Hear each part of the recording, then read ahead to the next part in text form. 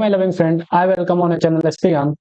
तो जनाब, super fast revision series में एक अगला लेक्चर हम आपके लिए लेकर आ गए हैं सरफेस केमिस्ट्री के ऊपर। बस कुछ ही मिनट में आप सरफेस केमिस्ट्री के हर टॉपिक को काफी अच्छे से रिवाइज कर पाएंगे। और एक ऐसा चैप्टर है जिसमें कि आप काफी अच्छे स्कोर कर सकते हैं। बहुत से बेसिक टॉपिक्स हैं जिससे कि डायरेक्ट क्वेश्चन आते हैं, उन टॉपिक्स पे थोड़े बहुत क्वेश्चन सॉल्व करके आप काफी अच्छे स्कोर कर सकते हैं। तो चलिए इस वीडियो को शुरू करते हैं।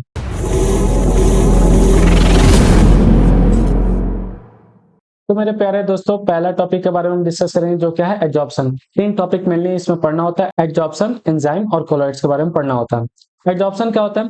तो इन सिंपल टर्म्स आप जानते हैं कि जब एक सब्सटेंस पे क्या होता है, दूसरा सब्सटेंस अट्रैक्ट होता है और उसके सरफेस पे रिटेन रहता है, जिसकी वजह से हाई कंसेंट्रेशन उसका वहां पे हो जाता है, उसी को एडजॉर्प्शन कहते हैं। अब ये इंग्लिश में डेफिनेशन है जो कि समटाइम्स नीडेड हो सकता है आपके बोर्ड के लिए, अदरवाइज आप सिंपल टर्म्स में ये याद रखिए कि हमारे पास क्या होता है, एक सरफेस है, उस सरफेस पे क्या हुआ, दूसरा सब्सटेंस है वो आकर के अट्रैक्ट हुआ और वो अट्रैक्शन के बाद क्या हुआ, उसके सरफेस पे हाई कंसेंट्रेशन में ये लोग यहाँ पे प्रेजेंट हो गए सिर्फ सरफेस पे, तो उसी प्रोसेस को हम क्या कहेंगे, एडजॉर्प्शन कहेंगे। ये बल्क में नहीं होता, यानी कि उस बॉडी के अंदर नहीं होता, इस बॉडी के सिर्फ सरफेस पे होता है, उसी को हम एडजॉर्प्शन कहते हैं। अब कुछ बेसिक टर्म्स है, इनके बारे में हम समझ लेते हैं। पहला एडजॉर्बेट। एडजॉर्बेट क्या होता है? वो सब्सटेंस जो एडजॉर्ब होता है, राइट। एडजॉर्बेंट क्या होता है? यानी कि the substance on which adsorbate get adsorb, यानी कि वो सब्सटेंस जिसपे एडजॉर्बेट आएगा और अट्रैक्ट होगा, उसी को हम क्या कहेंगे, एडजॉर्बेंट कहेंगे। अब डिसॉर्प्शन क्या होता है? डिसॉर्प्शन होता है द रिवर्स ऑफ एडजॉर्प्शन, यानी कि जिस तरह से एडजॉर्बेंट पर एडजॉर्बेट अट्रैक्ट हुआ तो वो एडजॉर्प्शन का प्रोसेस हुआ, उसी का जस्ट रिवर्स क्या होगा, डिसॉर्प्शन होगा, यानी कि removal of adsorbent from the surface of adsorbent. इसके बाद फोर्थ टर्म क्या हमारे पास है, सॉर्प्शन। सॉर्प्शन क्या होता है कि वह प्रोसेस जिसमें एडजॉर्प्शन और एब्जॉर्प्शन दोनों साथ साथ हो, यानी कि एक ऐसा प्रोसेस जिसमें बल्क में भी वो फेनोमेना हो रही हो और सरफेस पर भी फेनोमेना हो रही हो, उसी को हम क्या कहेंगे, सॉर्प्शन कहेंगे। अब हम इंपॉर्टेंट चीज समझने वाले हैं कि जब सॉलिड सरफेस पे गैसेस एडजॉर्ब हो जाती हैं तो कौन कौन से फैक्टर हैं जो उसको इफेक्ट करते हैं। सबसे पहला फैक्टर हमारे पास है सरफेस एरिया, यानी कि जितना ज्यादा सरफेस एरिया हम रखेंगे एडजॉर्प्शन उतना ही ज्यादा होगा। दूसरा फैक्टर हमारे पास है टेम्परेचर, यानी कि जितना ज्यादा टेम्परेचर रखेंगे एडजॉर्प्शन उतना ही कम होगा।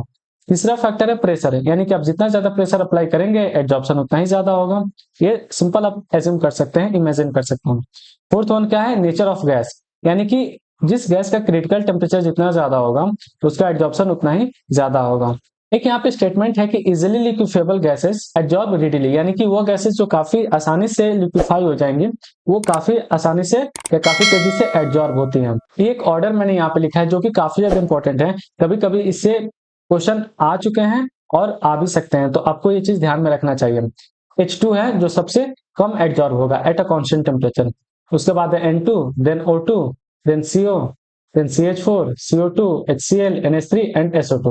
तो दो तरह के एडजॉर्प्शन के बारे में पढ़ने वाले हैं, एक फिजिकल एडजॉर्प्शन यानी कि फिजिजॉर्प्शन और एक केमिकल एडजॉर्प्शन जो है केमिजॉर्प्शन।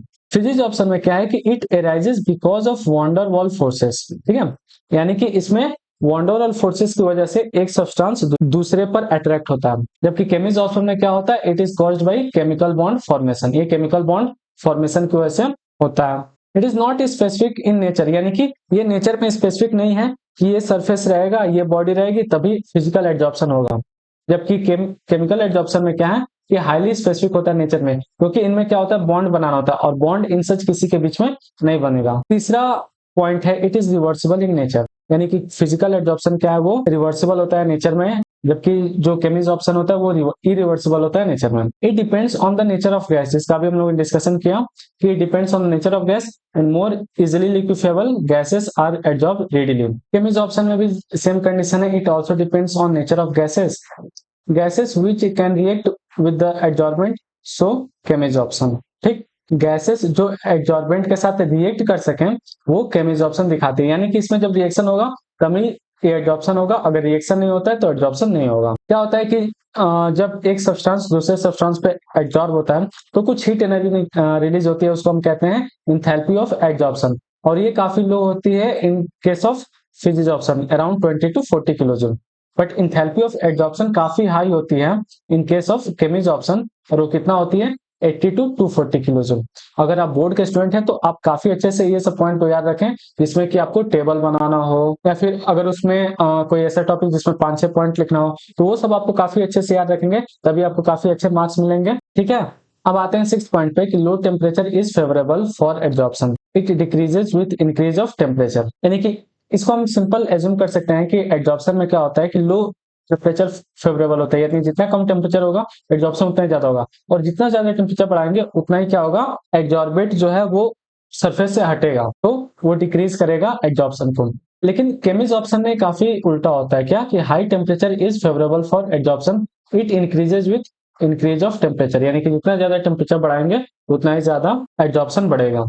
No appreciable activation energy is needed, यानी कि इसमें किसी भी तरह की एक्टिवेशन एनर्जी की नीड नहीं होती है, जबकि केमिज ऑप्शन में क्या होता है कि हाई एक्टिवेशन एनर्जी कभी कभी जरूरत पड़ती है। अब फिजिक्स ऑप्शन में क्या है कि it depends on the surface area, यानी कि जितना ज्यादा सरफेस एरिया होगा उतना ही ज्यादा क्या होगा, एब्जॉर्प्शन होगा। सेम केस केमिज ऑप्शन में भी होता है कि it also depends on the surface area, it too increases with an increase of surface area. अब यहाँ पे मेन डिफरेंस जो आपको देखने को मिलेगा क्या, कि फिजिक्स ऑप्शन में it result into multi molecular layer on the absorbent surface under high pressure, यानी कि जब हाई प्रेशर अप्लाई करेंगे तो मल्टी मॉलिक्यूलर लेयर बन सकते हैं फिजिक्स ऑप्शन के केस में, जबकि केमिज ऑप्शन के केस में सिर्फ एक मॉलिक्यूल, आपको एक मॉलिक्यूल का लेयर देखने को मिलेगा, क्योंकि इसमें केमिकल रिएक्शन होता है। आई होप कि ये 9 पॉइंट्स आपको क्लियर हो गए होंगे केमिज ऑप्शन के और फिजिक्स ऑप्शन के। अब हम एक अगले पॉइंट की तरफ बढ़ते हैं, जो कि जेई का काफी स्पेशल एक पॉइंट है, जिससे कि क्वेश्चन आपको देखने को मिलेंगे पास्ट ईयर में, जो है फ्रेंडली एब्जॉर्प्शन आइसोथर्म। ये क्या बताता है कि एक कांस्टेंट टेम्परेचर पे अगर हम प्रेशर अप्लाई करते हैं एक कांस्टेंट टेम्परेचर पे, तो किस एक्सटेंट तक एब्जॉर्प्शन हो सकता है, ये आइसोथर्म बताता है। एक्सटेंट ऑफ एब्जॉर्प्शन मतलब the mass of absorbed on the absorbent, यानी कि एक सरफेस पे दूसरा सरफेस किस हद तक एब्जॉर्ब हो सकता है, वही है एक्सटेंट ऑफ एब्जॉर्प्शन, जिसको हम रिप्रेजेंट करते हैं x बाई एम से। x क्या है, मास ऑफ एब्जॉर्बेंट, और m क्या है, मास ऑफ एब्जॉर्बेंट। ठीक, अब यहाँ पे ये जो बॉक्स के अंदर इंफॉर्मेशन है काफी ज्यादा इंपॉर्टेंट है, जिसमें बताया गया है कि x by M is equal to के P to the power 1 by N, और k हमारे पास क्या है, कांस्टेंट, और n भी क्या है, कांस्टेंट, और p हमारे पास क्या है, प्रेशर है। अब इससे कैसे क्वेश्चन आते हैं, आइए आगे हम देखते हैं। जैसे कि हमारे पास है कि x by M is equal to के P to the power 1 by N. अब यहाँ पे क्या है कि इन O से A, अगर ये ग्राफ को देखेंगे तो हमने ग्राफ प्लॉट किया है, y एक्सिस पे x बाई एम को रखा है और x एक्सिस पे हमने प्रेशर को रखा है, यानी कि जैसे जैसे प्रेशर अप्लाई करेंगे तो हमारे पास ये O से A तक जो क्या है कि स्ट्रेट लाइन देखने को मिल रही है। तो इस केस में जो है हमारे पास 1 बाई एन की वैल्यू कितनी होगी, 1 होगी, यानी कि x by M is equal to किसके इक्वल होगा, kp के इक्वल होगा। केस 2 में क्या है, इन ए बी, यानी कि इस वाले रेंज में क्या है, हमारे पास जो 1 बाई एन की वैल्यू है वो 0 से 1 के बीच में वेरी करेगी, और बी से जो स्ट्रेट लाइन बन गई है जो कि क्या है, एक्स एक्सिस के पैरेलल है, तो आफ्टर भी 1 बाई एन यानी कि जो स्लोप है वो 0 हो गया है, जिसकी वजह से x by M is equal to के पी टू द पावर 0, और यहाँ पे सिर्फ क्या बचेगा, k बचेगा। तो ये जो इंफॉर्मेशन यहाँ पे बताई गई है, यहाँ से various type of question plot किए जा सकते हैं। तो आपको इस इंफॉर्मेशन याद रखनी है कि O से A के रीजन में 1 बाई एन की वैल्यू क्या है, 1 है, और A से B के बीच में 0 से लेकर 1 के बीच में वेरी करता है उसका स्लोप, और B से लेकर क्या है, B के बाद 1 बाई एन की वैल्यू कितनी हो गई है, 0 हो गई है। अब यहाँ से अगर हमें क्या करना है, और ग्राफ भी प्लॉट करने हो सकते हैं, जैसे कि अगर हम दोनों तरफ log ले लें तो log x by M is equal to log k P to the power 1 by n, and log x by M is equal to log k plus वो 1 बाई एन बाहर आ जाएगा, 1 बाई एन log p।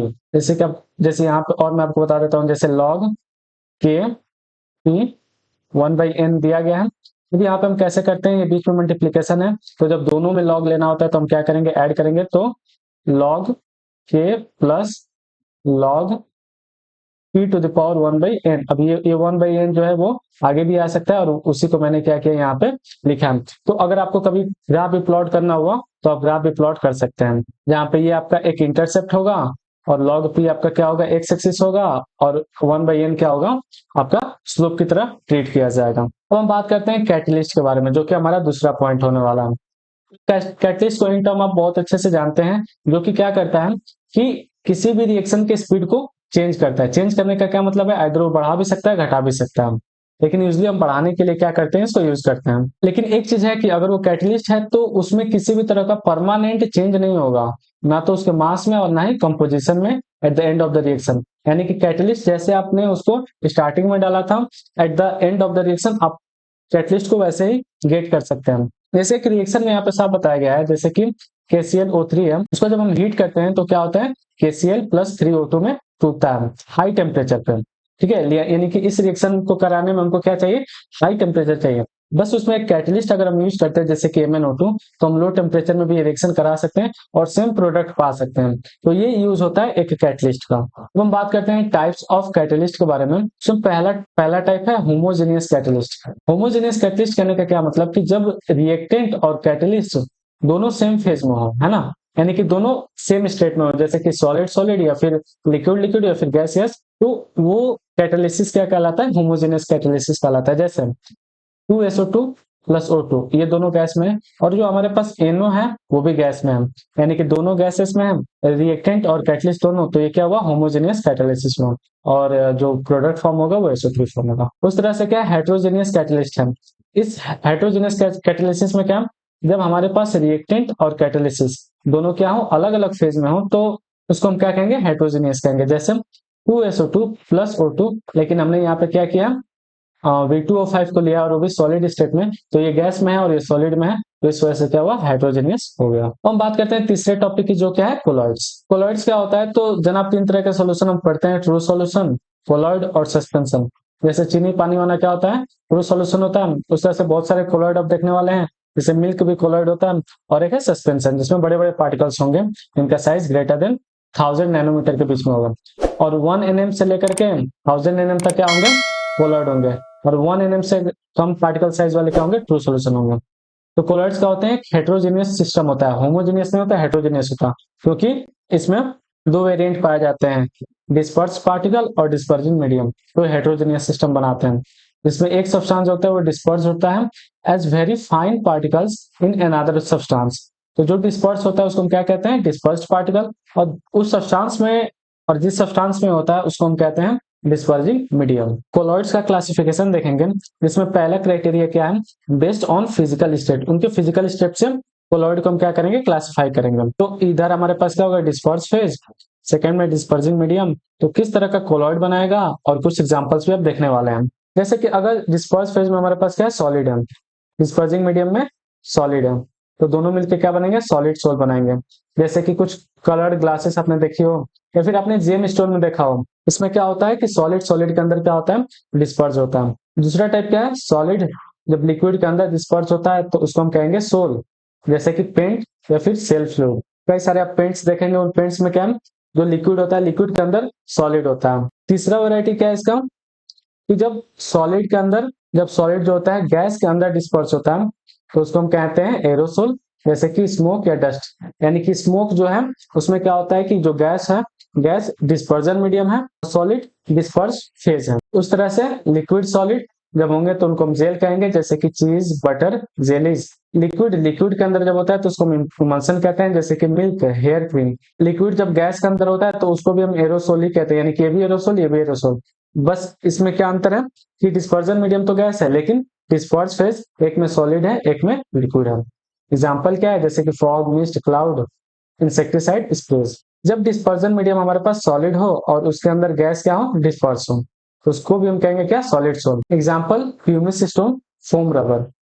और जब क्या हो, gas disperse हो liquid के अंदर, तो उसको हम कहेंगे फोम, जैसे कि froth whipped cream and soap leather. तो ये टेबल आपको बस याद रखना है कि किस तरह का हमारे पास सोप है, और उसके अंदर डिस्पर्जन मीडियम में कौन सा स्टेट है और डिस्पर्स फेज में कौन सा स्टेट है, ये आपको पता होना चाहिए। दूसरा बेसिस हमारे पास क्या है, नेचर ऑफ इंटरेक्शन, यानी कि किस तरह का वो इंटरेक्शन करते हैं। इस बेसिस पे दो तरह के कोलॉइड होते हैं, एक लायोफिलिक और दूसरा क्या है, लायोफोबिक। अब लायोफिलिक क्या होता है कि ये सोल जो होते हैं वो प्रिपेयर्ड होते हैं सिंपल मिक्सिंग। अब किसका मिक्सिंग, तो डिस्पर्स पार्टिकल का और डिस्पर्जन मीडियम का। सिंपल मिक्सिंग से क्या होते हैं, ये बन जाते हैं लायोफिलिक वाले, जबकि लायोफोबिक वाले जो होते हैं वो सब स्पेशल मेथड से ही बनते हैं। लायोफिलिक रिवर्सिबल होता है, लायोफोबिक इरिवर्सिबल होता है। लायोफिलिक स्टेबल होता है, लायोफोबिक अनस्टेबल होता है। फोर डिफरेंस क्या है कि जो लायोफिलिक होती है उसकी विस्कोसिटी ज्यादा होती है देन द डिस्पर्जन मीडियम। जबकि लायोफोबिक में क्या होती है कि विस्कोसिटी सेम होती है, यानी कि जितनी विस्कोसिटी डिस्पर्जन मीडियम की होगी उतनी ही उस कोलॉइड की भी होगी, जो कि लायोफोबिक से अगर बना है। तो सरफेस टेंशन जो होगा उस कोलॉइड का वो क्या होता है, कम होता है देन डिस्पर्जन मीडियम। जबकि सरफेस टेंशन जो होता है वो सेम होता है उस कोलॉइड का भी और उस डिस्पर्जन मीडियम का भी। एग्जांपल जैसे आप देख सकते हैं स्टार्च, सेलुलोज, जिलेटिन, ये सब क्या है, लायोफिलिक है। और लायोफोबिक में क्या क्या बनते हैं, जैसे कि मेटल्स और मेटल सल्फाइड्स एक्सेट्रा। तीसरा जो टाइप हम पढ़ने वाले हैं वो क्या है कि based on the type of particles of disperse particle and dispersing medium, यानी कि किस किस तरह का डिस्पर्स पार्टिकल है और डिस्पर्जिंग मीडियम है, उनके बेसिस पे हम क्लासिफाई करते हैं। तीन बनते हैं, जैसे कि मल्टीमोलिकुलर, मैक्रोमोलिकुलर और एसोसिएटेड कोलॉइड्स। मल्टीमोलिकुलर में क्या होता है कि मल्टीमोलिकुलर यानी कि आप सिंपल समझ सकते हैं कि जब स्मॉल एटम्स और मॉलिक्यूल्स जो होते हैं वो एक साथ एग्रीगेट हो और एक साथ एग्रीगेट होकर के थोड़े एक बड़े स्पेसीज फॉर्म करें और उसका जो साइज हो वो कोलॉइडल रेंज में आ जाए। कोलॉइडल रेंज जैसे कि आपने अभी पीछे देखा था कि उनका जो पार्टिकल्स का साइज होना चाहिए 1 नैनोमीटर से लेकर के 1000 नैनोमीटर का बीच में होना चाहिए। तो अगर छोटे छोटे मॉलिक्यूल्स और एटम्स आपस में एग्रीगेट होकर के इस तरह से बनाते हैं कोलॉइड, तो उसको हम कहते हैं मल्टीमोलिकुलर, जैसे कि गोल्ड और सल्फर। मैक्रोमोलिकुलर में क्या है कि in suitable solvents form solutions in which size of the macromolecular may be in the colloidal range. Example क्या है, जैसे कि स्टार्च, सेलुलोज, प्रोटीन और एंजाइम। अब सबसे इंटरेस्टिंग क्या है, एसोसिएटेड कोलॉइड, तीसरा वाला। इसमें क्या कि कुछ सब्सटेंस ऐसे हैं जो कि लोअर कंसंट्रेशन पे बिहेव करेंगे नॉर्मल स्ट्रॉन्ग इलेक्ट्रोलाइट की तरह, लेकिन हायर कंसंट्रेशन में जो है वो एक कोलॉइडल बिहेवियर एग्जिबिट करेंगे। यानी कि लोअर कंसंट्रेशन पे स्ट्रॉन्ग इलेक्ट्रोलाइट और जैसे ही हायर कंसंट्रेशन हुआ तब वो कोलॉइड की तरह बिहेव करेंगे। और जो एग्रीगेट वो बनाते हैं आपस में मिलकर के, जो एग्रीगेट वो बनाते हैं हायर कंसंट्रेशन में, उसको हम क्या कहते हैं, मिसल कहते हैं हम। अब यहाँ पे दो टर्म्स जो आपको समझनी पड़ेंगे। एक है क्रिटिकल मिसल कंसंट्रेशन, है ना, यानी कि वह कंसंट्रेशन जिसके ऊपर मिसल बनना शुरू हो, यानी कि वह कंसंट्रेशन जिसके ऊपर मिसल बनना शुरू हो उसे हम क्या कहेंगे, क्रिटिकल मिसल कंसंट्रेशन। और ये कितना होता है, 10 to the power -4 to 10 to the power -3 molar. Kraft temperature क्या होता है, the temperature above which micelle are formed, यानी कि वह टेम्परेचर जिसके ऊपर मिसल बनना शुरू हो उसको हम क्या कहेंगे, क्राफ्ट टेम्परेचर कहते हैं। अब हम थोड़े से सोप के बारे में जान लेते हैं, जो कि हमने क्लास 9-10 में पढ़ा था, क्लींजिंग एक्शन ऑफ सोप। तो सबसे पहले आप समझते हैं कि सोप के अंदर होता क्या है कि soap consist of salt of fatty acids. जैसे कि यहाँ पे हमने एक एग्जांपल दिया है सोडियम स्टीरेट का। इसका फॉर्मूला क्या है, केमिकल फॉर्मूला C17H35COO- इसमें जो हमारे पास एनायन है वो क्या है, C17H35COO- और केटायन जो है वो Na+ है। जो हमारे पास कार्बन का चेन है ये हाइड्रोफोबिक होता है और जो COO- वाला होता है वो हाइड्रोफिलिक हेड होता है। अब हाइड्रोफोबिक कहने का क्या मतलब, जैसे आप एक टर्म समझिए फोबिया, और फोबिया को काफी आसानी से रिलेट कर सकते हैं। जैसे कि ठंडी के दिनों में क्या होता है कि हम नहाते नहीं है, एक्चुअली हम नहाते नहीं है तो हमें क्या होता है, पानी से फोबिया, फोबिया मतलब एक तरह का डर हमारे अंदर हो जाता है पानी से, इसलिए हम ठंडी में नहीं नहाते, तो हमें क्या है, एक तरह का फोबिया हो जाता है उस समय। तो ये हाइड्रोफोबिक, हाइड्रोफोबिक मतलब इसको पानी से क्या एक तरह की दुश्मनी है। तो ये इन टर्म्स ऑफ वाटर इसलिए कहा गया क्योंकि इसमें क्या है, हाइड्रो है, हाइड्रोफोबिक टेल और हाइड्रोफिलिक हेड। फिलिक मतलब कि वाटर से अट्रैक्शन और हाइड्रोफोबिक मतलब कि वाटर से रिपल्सन। अब हम थोड़ा सा इसके बारे में समझ लेते हैं कि soap molecules form micelle in oil droplet in such a way that hydrophobic part is present on the droplet and hydrophilic part away from the water droplet। अब समझिए कि हमारे पास क्या है, ऑयल का एक ड्रॉप है और ये सब इसके बाहर जो है वाटर मॉलिक्यूल्स लगे हुए हैं। ये जो लॉन्ग टेल दिख रही है आपको, ये क्या है, कार्बन का पार्ट है, और ये जो दिख रहे हैं वो क्या है, COO- का पार्ट है। वाटर के केस में क्या होता था कि वाटर के केस में हाइड्रोफोबिक कहने का क्या मतलब था, repulsion, but in case of water, but यहाँ पे हमारे पास क्या है, वो ऑयल है, तो ऑयल के लिए क्या होगा, कंडीशन ठीक उल्टी हो जाएंगे।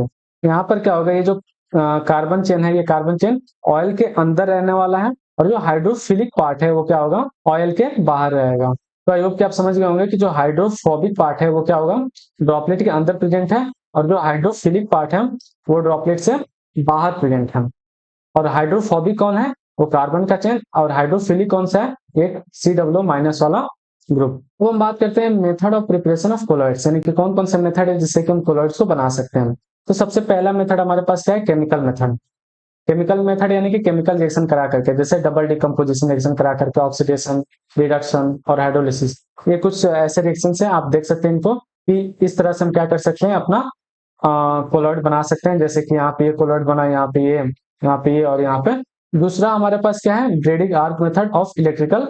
इसमें दो प्रोसेस इन्वॉल्व होती है, एक है डिस्पर्जन और एक है कंडेंसेशन। इस मेथड में क्या है कि एक electric arc is struck between electrodes immerse in dispersing medium. ये आगे समझते हैं कि the intense heat produce vaporises the metal which then condense to form the particles of colloidal size। ये कहने का क्या मतलब है, ये जो दो हमारे पास इलेक्ट्रोड्स हैं, इनको क्या है, बाहर से इलेक्ट्रिसिटी सप्लाई होती है। जब ये दोनों आपस में टच करते हैं तो काफी ज्यादा हीट प्रोड्यूस होती है, जिसकी वजह से ये मेल्ट कर जाते हैं। मेल्ट करके ये जो आइस बात है, आइस बात के अंदर चले जाते हैं, जो कि बाद में कंडेंस होकर के एक कोलॉइड फॉर्म करते हैं। और इस तरह के मेथड को हम क्या कहते हैं, ब्रेडिंग आर्क मेथड कहते हैं। आई होप कि आप समझ गए होंगे। अभी तीसरा जो है ये क्या है, पेप्टाइजेशन। अब पेप्टाइजेशन क्या होता है, जैसे आप समझिए कि हमारे पास क्या है, ये एक कंटेनर है और इस कंटेनर के अंदर हमने क्या रखा है, यहाँ पर एक कोई सॉल्वेंट रखा है और हमारे पास नीचे क्या हुआ है, प्रेसिपिटेशन हुआ है किसी भी सब्सटेंस का, जो मैं नहीं पता, प्रेसिपिटेशन हुआ है। तो क्या ये कोलॉइड कहलाएगा? नहीं कहलाएगा। क्यों? क्योंकि प्रेसिपिटेशन हुआ है, ये नीचे जमा हुआ है, प्रेसिपिटेट बना है, तो कोलॉइड नहीं कहेंगे इसको। लेकिन क्या है कि जब हम क्या करें, कोई बाहर से एक कुछ ऐसा हम सब्सटेंस ऐड करें जिसकी वजह से जो प्रेसिपिटेट बना है वो आपस में रिपल्सन की वजह से क्या हो जाए, सब दूर दूर हो जाए और स्कैटर हो जाए, और इनका जो साइज है, एक पार्टिकल्स का साइज जो है वो कोलॉइडल रेंज के अंदर आ जाए, तो इस प्रोसेस को हम क्या कहते हैं, पेप्टाइजेशन कहते हैं। यानी कि the process of converting precipitation into colloidal solution in presence of peptising agent. अभी पेप्टाइजिंग एजेंट के बारे में आगे मैं बात करूंगा। विथ डिस्पर्स मीडियम, तो उसी को हम क्या कहेंगे, पेप्टाइजेशन कहेंगे, जो कि मैंने आपको भी समझाया। इस पेप्टाइजेशन के दौरान क्या होता है, during peptization the precipitation absorb one of the ion on its surface, this causes development of either positive और नेगेटिव चार्ज। ये थ्योरेटिकल बात है। अब आगे मैं आपको काफी इजी लैंग्वेज में समझाने वाला हूं कि ये दूसरा वाला पॉइंट क्या कहता है। तो ये समझते हैं कि दूसरा वाला पॉइंट क्या कहना चाह रहा है। ये समझिए कि when KI is mixed with access of AgNO3, यानी कि अब हम क्या कर रहे हैं कि पेप्टाइजिंग एजेंट का यूज कर रहे हैं और उसमें क्या है कि KI को मिक्स किए हैं एक्सेस ऑफ AgNO3, यानी कि एक्सेस ऑफ AgNO3 है। अब जब ये दोनों रिएक्शन करेंगे तो यहाँ पे क्या बनेगा, AgI बनेगा, KNO3 बनेगा। ठीक है, तो जैसा कि आप समझ सकते हैं कि हमारे पास मान लीजिए कि ये क्या है, एक कंटेनर है और इस कंटेनर के अंदर क्या है, ये हमारे पास कोई सॉल्वेंट है और ये पीपीटी बनी हुई है किसकी, AgI की, येलो पीपीटी है जो कि इस तरह से कुछ बनी हुई है। अब क्या है कि हमने एक्सेस में डाल रखा है, किसको एक्सेस में डाल रखा है, AgNO3 को। Ag प्लस आयंस जो होंगे वो भी क्या होंगे, काफी ज्यादा होंगे। अब ये Ag प्लस आयन जो होंगे वो इसके ऊपर क्या होंगे, डिपॉजिट होंगे इस प्रेसिपिटेट के ऊपर, और वो क्या करेंगे कि जैसे समझिए कि हमारे पास ये क्या है, प्रेसिपिटेट है AgI का, और Ag प्लस क्या है, इसके ऊपर क्या हुआ, डिपॉजिट हो गया। उसी तरह से दूसरा पीपीटी का मॉलिक्यूल है और उसके ऊपर क्या हुआ, Ag प्लस डिपॉजिट हो गया। तो अब इन दोनों में क्या होगा, रिपल्सन होगा, और इस रिपल्सन की वजह से क्या होंगे, वो सब आपस में एक जगह ना रह करके पूरे उस कंटेनर में फैल जाएंगे और इसी तरह से हमारा कोलॉइडल फॉर्म हो जाएगा। तो आई होप कि ये सिंपल मैकेनिज्म आपको समझ में आया होगा, और किस तरह से ये AgI और Ag plus positively charge sol बनाएंगे ये भी आपको पता लग गया। अब इसका रिवर्स केस भी हो सकता है, जैसे समझिए कि AgNO3 को मिक्स करते हैं, लेकिन इस बार KI को हमने क्या किया, एक्सेस में कर दिया।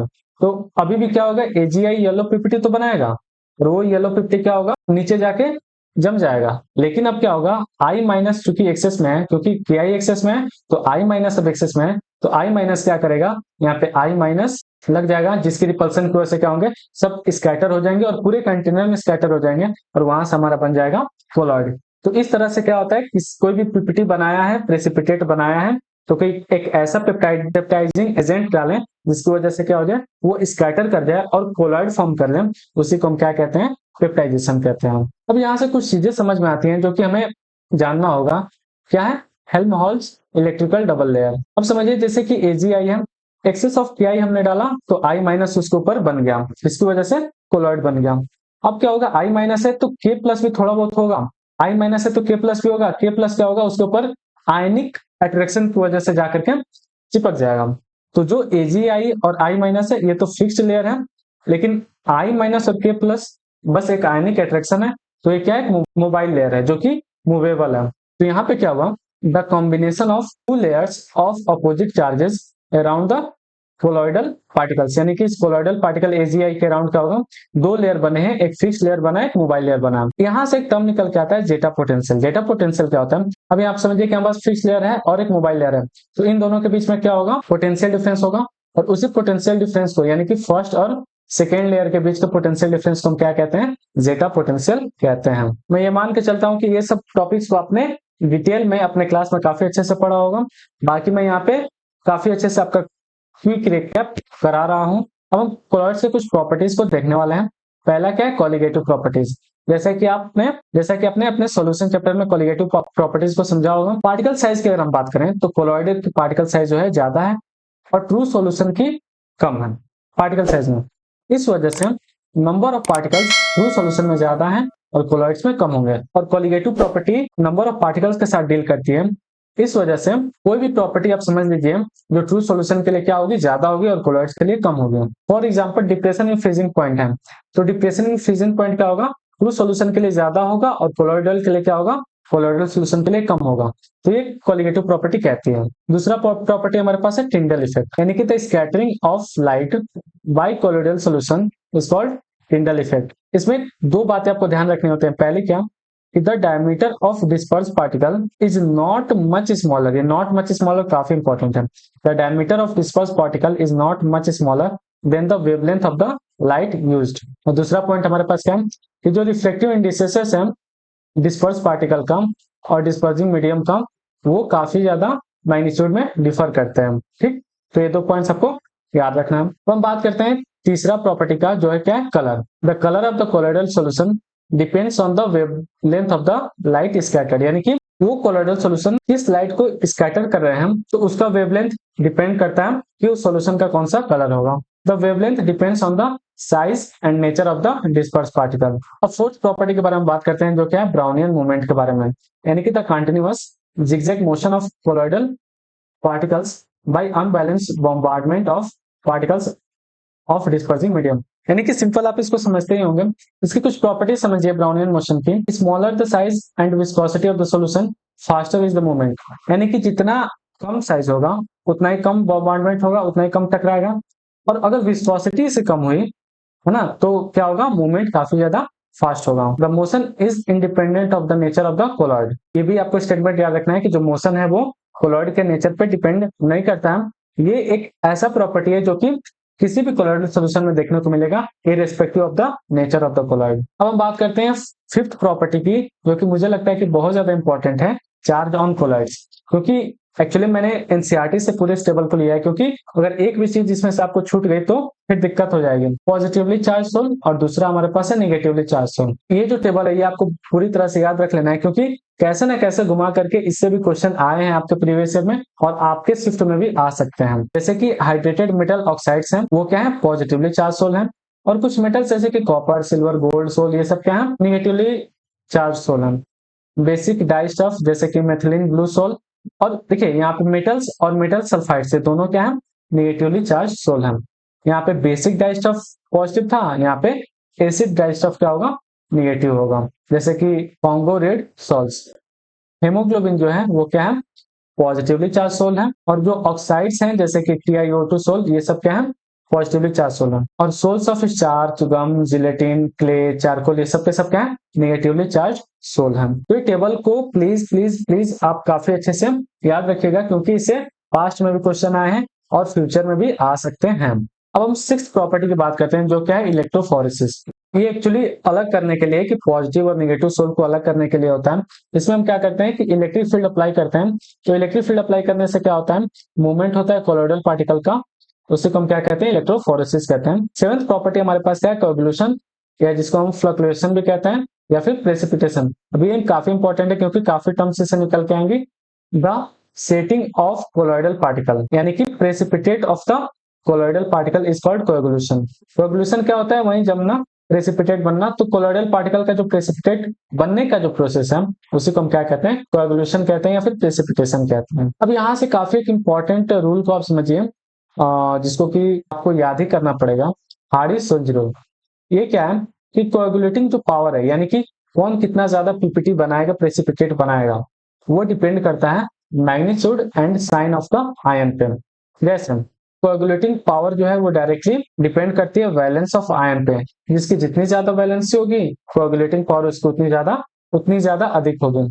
वैसे अगर हम पॉजिटिव सॉल्व के लिए बात करें, अगर कोई हमारे पास पॉजिटिव सॉल्व पड़ा है, उसका हमें प्रेसिपिटेट बनाना है, तो जो जितना ज्यादा निगेटिव चार्ज होगा उतना ही जल्दी क्या बनाएगा, प्रेसिपिटेट बनाएगा। इसके पास 4 माइनस है, ये जल्दी बनाएगा, then 3 minus, then 2 minus, then minus.